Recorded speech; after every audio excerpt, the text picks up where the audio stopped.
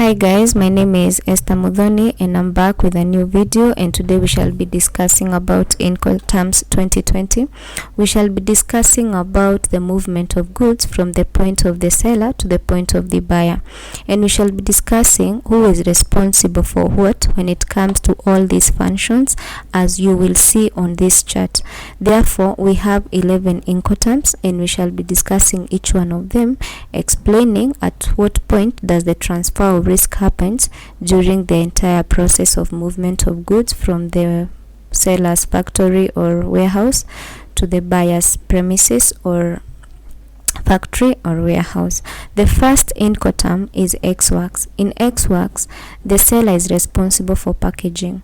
After that, the buyer is responsible for picking the goods from the warehouse, from the seller's premises or factory, and of course payment of loading charges, delivery to port, export duty taxes, origin terminal charges, loading on carriage charges, insurance, destination terminal charges, and of course delivery to destination, as well as unloading and payment of other taxes and customs clearance. In short, what happens is that you can use either of all this. You can use either of them. But once you use them, you need to know what they mean. And therefore, this chart gives us a better chance of understanding what it means when we talk of X works, FCA, FAS, FOB, CFR, CIF, CPT, CIP, DAP, DPU, and DDP. So we have finished with X works. Then we go to FCM. In FCA, the seller is responsible for packaging and loading charges, together with delivery to port, export duty, taxes. So the functions of the seller are these four, as you can see. Each one of them is given here. However, after that, the buyer takes care of everything else until the goods get to the buyer's premises. In FAS, or free alongside ship, the seller takes care of all these functions until this point. So the seller will ensure the goods are packaged well, pay the loading charges, make sure the goods are delivered to port, make sure that the same are cleared and taxes are paid, and make sure that terminal charges have been settled. However, from that point, the buyer takes over and load the goods on the vessel, pay carriage charges, insurance, destination terminal charges, delivery to destination, until the goods get into the buyer's premises.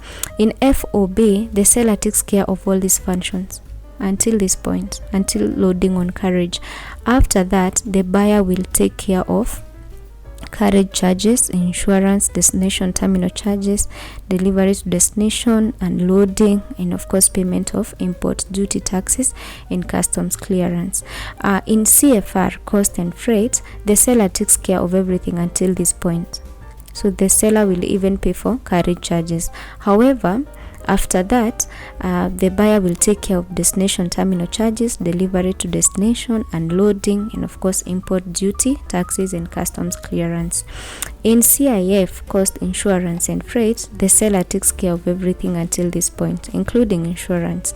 However, the buyer takes over and pays for destination terminal charges, delivery to destination, unloading, taxes, and customs clearance. When we talk of CPT, carriage paid to place, the seller takes care of everything until this point, including destination terminal charges.